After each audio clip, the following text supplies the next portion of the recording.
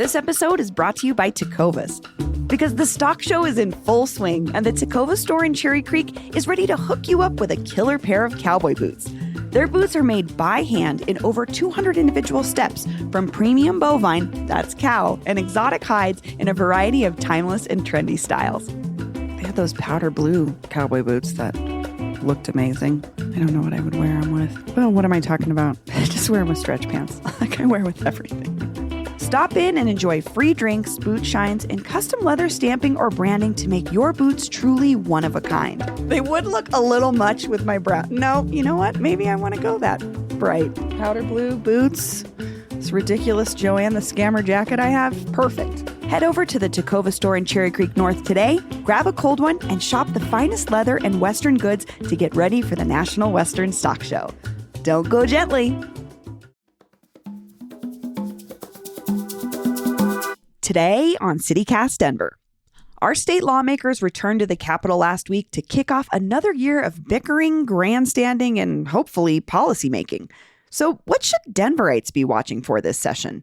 Brian Eason is a politics reporter with the Colorado Sun, and he's on today to break it down. Today is Tuesday, January 16th. I'm Bree Davies, and here's what Denver's talking about.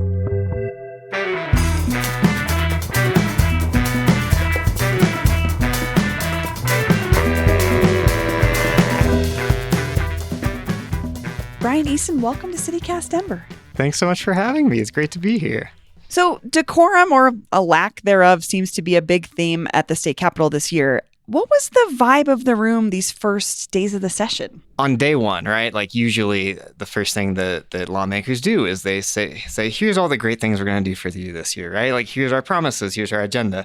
They did some of that, certainly. But what was interesting was that in a lot of the opening day speeches, there was a lot of let's be respectful to one another. Let's be kind. Let's respect other people's viewpoints. Felt very much like, kindergarten lessons. I was just going to say coming back to class after something has happened and the teacher resetting the stage. Exactly. So I guess it didn't just happen overnight. It wasn't just that one incident.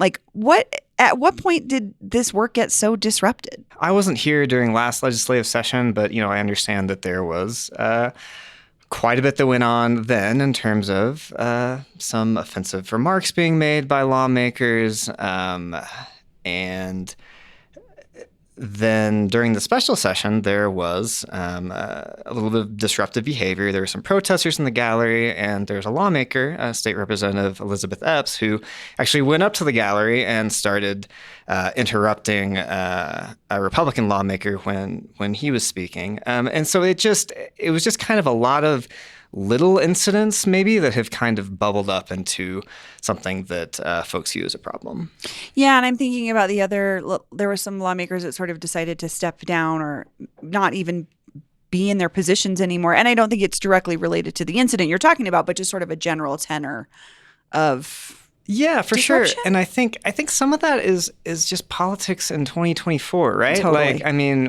We've seen it with the Trump Supreme Court stuff recently, right? There were Supreme Court justices that were getting death threats, and death threats have just become and vitriol and angry constituent emails, getting cursed out on Twitter, all of this stuff, all the name calling has just become more and more embedded in our politics, I think. And so it's natural for, I think, some lawmakers to be looking around going is this really what I want to do with my life? Is this how I want to spend my time, right? And so, I think for a lot of people, it started to outweigh what they view as the benefits of public service. Sure. And I'm glad you brought that up because it's sort of the pressure from inside as well as outside of chambers. You know what I mean? It's not just the sort of clashing that lawmakers are feeling within themselves, but it's also maybe pressure from constituents or, like you said, sort of this vitriol and aggressive behavior towards lawmakers. I think one thing kind of influences the other too, right? If that's what you hear from your constituents, maybe you start employing that own rhetoric in how you talk to people one-on-one, right? Sure. I think it all kind of builds on itself. Yeah. Totally. So I want to talk a little bit about the substance of the protest that you mentioned, because it's not just like a symbolic moment. I think since 2016, Colorado has had a law on the books blocking the Public Employees Retirement Association from investing in companies that boycott Israel. And on the other side, Representative Epps proposed a bill to block SNAP benefits from being used on Israeli products. Do you think that we'll see real policy discussions about this topic? I think you will see people trying to have real policy discussions about this topic. I think it's probably unlikely that we're going to actually see majorities in the legislature wants to take this up, right? I mean, sure. I think a lot of folks in the state legislature view it as something that's divisive and they don't want to deal with it, right? Mm-hmm. But I think you'll certainly see efforts to make this a topic of discussion. For sure. And I'm thinking, like, even if it's not part of a actual move for legislation, it's still a conversation in a public space that's a little bit of a platform. Oh, definitely. So let's talk about some other big themes of this session. We know Democrats are basically in control. What are the Dems excited about this year? The biggest thing we're hearing over and over again from Democrats is what we're going to do about housing costs. The governor is going to revive a lot of the stuff he was talking about last session, when it comes to things like land use, right? Like, how much control should local governments have over what their neighborhoods look like, right? I mean, I think that there was kind of a reflexive backlash to that last year from local governments. But by the same token, there's a lot of examples around the state where local governments have been a problem in actually getting more housing built, and not just housing in general, right? Denser housing, right? Like, not just single family lots that take up a lot of land and don't house as many people as townhouses or apartments and things like that. So I think there's definitely going to be a push around land use.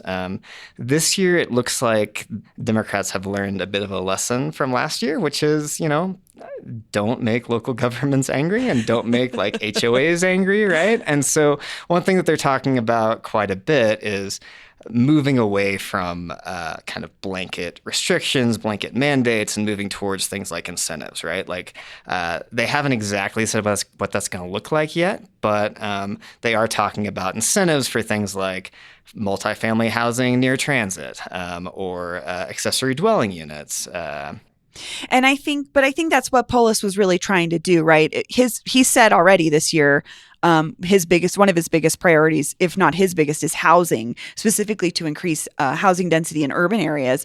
And as you mentioned, he sort of attempted a more sweeping reform last year that really didn't jive with a lot of local smaller municipalities, or at least municipalities outside of Denver, that said, hey, wait a minute, we don't want you telling us what to do.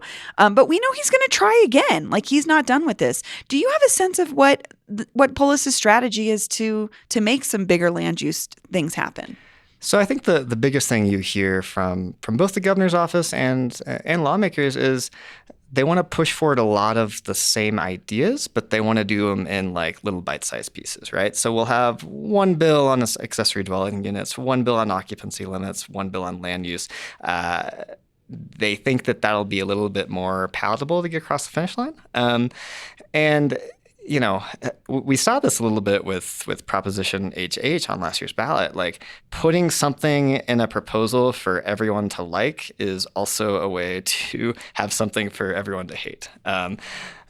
Especially in legislative politics, it just becomes really, really difficult to get really big legislation that does a lot of different things through the entire legislature. And the other thing that he's done is there has been a lot more discussions with stakeholders, with local governments, with housing groups, advocacy organizations. There's just been a lot more discussions happening over the last few months that I don't think were happening last legislative session.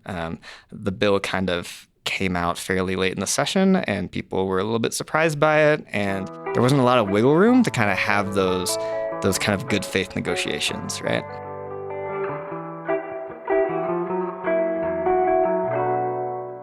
When we talk about new housing being built, it often means apartments. And this is a part of this conversation too, is building new denser apartment buildings, especially here in Denver, is happening. But renters, this is what the renter conversation is about. Is there anything that you think renters should be watching for this legislative session? Yeah, so there's a few bills that you're going to see come back from last year. One of the biggest is this notion of just cause evictions, and the idea behind that is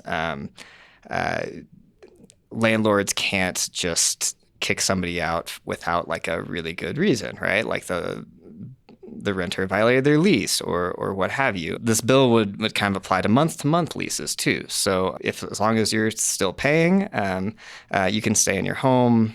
A lot of what renters say happens is landlords will effectively evict them, even without filing an eviction notice, by raising rent disproportionately or, not repairing things that they should be repairing. And so this is a bill sponsored by Representative Mabry, among others, that would make Colorado one of maybe a dozen states that has these sort of protections. Another bill that I'm not actually sure we're going to see come back, but has certainly been discussed in the past, is one around allowing local governments to institute rent control. We were talking to the governor a couple weeks ago. He came out against that bill. Last year, I believe it did pass the House, but didn't make it through the Senate. So I'm not sure if we're going to see that one come back this year or not. The other new idea I've heard that is kind of interesting, I believe it was Senator Chris Hansen was talking about creating some sort of tax credit for renters, right? They created one last year that only applies to senior citizens who are renters. But one thing that's gotten lost in all this discussion about property tax cuts is, what about renters? Like renters, right? Renters' housing costs have gone up way more than homeowners, and they can't benefit from a property tax cut because they don't own their property. Exactly. So that's one idea that's been floated that I think is new and one to watch this year. That's interesting because I know rent control was so controversial as this idea, and I know that Representative Mabry has continued to talk about it, but the tax credit thing is another approach to the same issue, kind of. It is, yeah, and it's one that we've seen over and over again, right? Like tax credits, tax cuts. That just seems to be a little bit more politically palatable in Colorado for a variety of reasons. So the other thing Polis has always said about his ideas on land use reform is that public transit is a necessary part of that. But it sounds like it's going to be an even bigger focus this year. Back in December, he was talking about reforming RTD even. Is there anything that we should be watching when it comes to transit? Yeah, so there's a big push this year around Front Range Rail. There's been some talk from some Democratic leaders in the Senate about new fees, possibly new taxes, something that will actually kind of help really fund an expansion of transit. And we also have a lot of federal money out there for transit. Democrats have been talking quite a bit about how this is the year where we're really going to see some transit investments. So we'll see what that looks like. Yeah, it'll be interesting to see. It's something, as a lifelong Coloradan, we have continued to talk about for a long, long time. And I know the Front Range Rail is a huge theme for the governor, too. It is, definitely. And that's one of those things that, like you said, it's been talked about a very long time. A lot of people feel like they've been paying for Front Range Transit forever and without actually seeing it come to fruition. So, the trick will be getting that across the finish line in a way that people feel is fair and the right price, right? Because if you're someone who feels like you've already been paying for this and now you're going to have to go back and pay more just to see it happen, it'll be a difficult discussion, I'm sure. And I just want to say for listeners, if you haven't heard, our friend of the show, Nate Miner from CPR, did this great series, a podcast called Ghost Train, that explains a lot of the voting and the funding and where things did or didn't go. Because it's a very long story. But we've talked about Democrats a lot, and which we should because they control both chambers in the governor's office. But the state GOP is kind of in turmoil right now, and it's pretty dramatic. What are you expecting to see from the Republican minority at the Capitol this session, if anything? It's interesting, right? Because during the governor's speech today, he gave his State of the State address, and there were a number of things that Republicans were the only people standing up and clapping during. And that was things like, as you can imagine, when the governor talks about things like income tax cuts and property tax cuts. So I think you are going to see Republicans pushing for tax cuts. The extent to which you see any Republicans sign on to Democratic bills involving tax cuts, I think it's going to really depend on the specifics, right? We just saw during the special session. That special session had over $100 million of tax cuts, right? And you didn't see really any Republicans vote for it. So tax policy is going to be one thing to look for. Historically, we've also seen a lot of bipartisanship around school finance in Colorado, and I think you're going to see that again this year. This is going to be the first year since the Great Recession that they're actually going to fully fund the schools under the state constitution.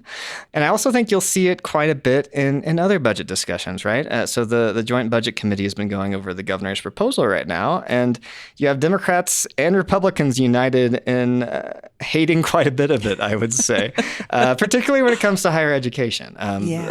The Joint Budget Committee feels that Colorado has been underfunding higher education for a very long time.